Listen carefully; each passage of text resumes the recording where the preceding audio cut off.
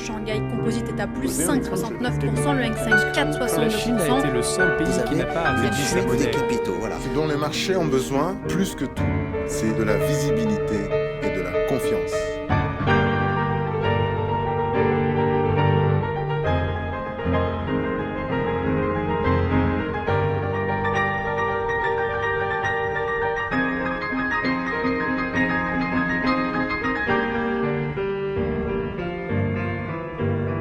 Bonjour et bienvenue sur 10 minutes pour votre argent, l'émission qui veut rendre les choses de l'argent intelligibles et compréhensibles. Pour ce faire aujourd'hui, j'ai pour invité Valentine Henouz, stratégiste, qui va nous éclairer un peu sur les marchés en 2016, n'est-ce pas? Oui, bonjour. Alors, y a-t-il un pilote dans l'avion? Alors oui, il y a un pilote dans l'avion, mais quel avion parlez-vous? Je parle de cette galaxie financière qui avant avait des fondamentaux et qui aujourd'hui, on se demande si les spécialistes comprennent encore quelque chose. Mais vous allez nous répondre. Il y a encore des fondamentaux, et les fondamentaux jouent encore, et bien sûr, sur les valorisations des actifs. Mais déjà, quand vous parlez qu'il y a eu quand même de la volatilité, c'est ça qui vous inquiète sur les marchés? Il y a deux choses. Il y a d'une part qu'il y a effectivement une forte volatilité, et d'autre part, il était indiqué avant que quand on plaçait par exemple 100 sur un marché, 7 ans après, on devait avoir quelque chose comme 200. Non, aujourd'hui, non. Les rendements ont vraiment beaucoup baissé. Et ça, c'est vrai que ça pourrait inquiéter les investisseurs. Donc, ce qui a baissé derrière ces rendements, là, je suis d'accord avec vous, c'est plus aujourd'hui en liaison avec les fondamentaux. Les rendements ont énormément baissé à cause des politiques monétaires menées par les grandes banques centrales. Les grandes banques centrales, la Fed, la Banque centrale du Japon et la BCE. C'est la Fed qui dirige tout, non? Non, la Fed ne dirige pas tout, non. Et sur la zone euro, la BCE a beaucoup fait, hein. La BCE fait beaucoup aujourd'hui. Donc aujourd'hui, vous avez sûrement entendu parler du plan de rachat d'actifs de la BCE. Donc tous les mois, la BCE... Quantitative easing. Voilà, quelque chose comme ça. Donc tous les mois, ça veut dire, c'est très simple, c'est pas très compliqué. Ah, allons-y, expliquez-nous. Tous les mois, la BCE rachète de la dette des États. D'accord. 60 milliards, c'est un montant énorme. Et ce qui a contribué à faire baisser énormément les rendements sur la dette des États. D'accord. Si Elle achète, mais qui va rembourser? Ah, eh ben les États sont encore solvables dans la zone euro. Non, mais non, on n'est pas aussi inquiet que ça. Mais pour vous donner un exemple de cette baisse des rendements, par exemple, il y a en 2013 le rendement sur la dette 10 ans de l'Allemagne. 10 ans de l'Allemagne, c'est une référence. Hein, c'est la dette qui est considérée comme étant sans risque. Ça sert de beaucoup de référence. Ça payait du 2%. Aujourd'hui, c'est 0,27, quoi. Enfin, presque rien. Donc, la question du quantitative easing n'est pas pour vous un sujet susceptible de nous inquiéter dans le futur et créer une crise supplémentaire? Alors là, vous pointez une très bonne question. Déjà, pourquoi est-ce qu'on a fait ce quantitative easing? C'est pour se souvenir quand même qu'on a eu en 2011 la crise des dettes souveraines. C'est-à-dire que les banques, les États, beaucoup d'États dans la zone euro, surtout de la périphérie, avaient des dettes qui étaient beaucoup trop élevées. Donc il a fallu baisser le coût de financement de ces dettes pour permettre aux États de continuer leur vie.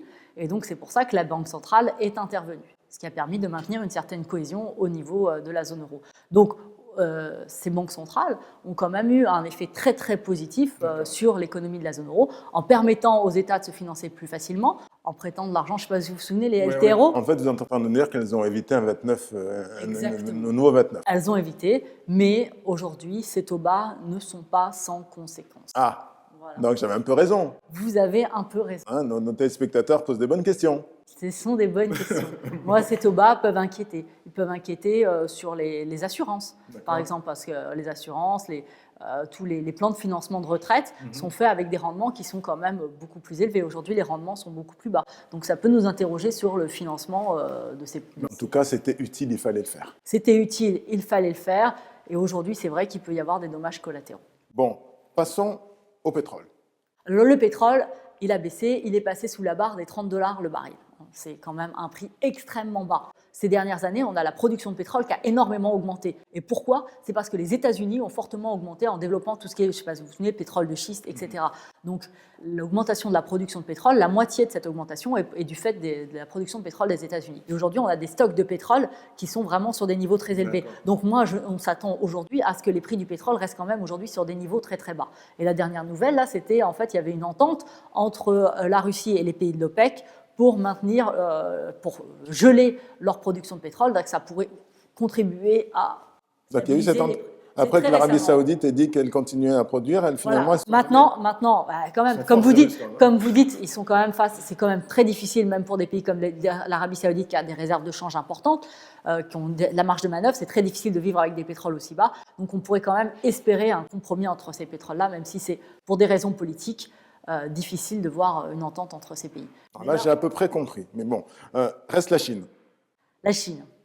Bon, ben, la Chine inquiète. La Chine, c'est quand même un peu une boîte noire. Hein. Il y a beaucoup de questions qui se posent. Elle a tiré la croissance de ces 10 dernières années. La Chine a tiré la croissance ces 10 dernières années parce que le modèle de la Chine, c'était un modèle qui était basé sur l'exportation et sur l'investissement. Et cette croissance a été soutenue par un accroissement très, très important de l'endettement au niveau des entreprises non financières, qui se trouvent aujourd'hui sur des niveaux très, très élevés.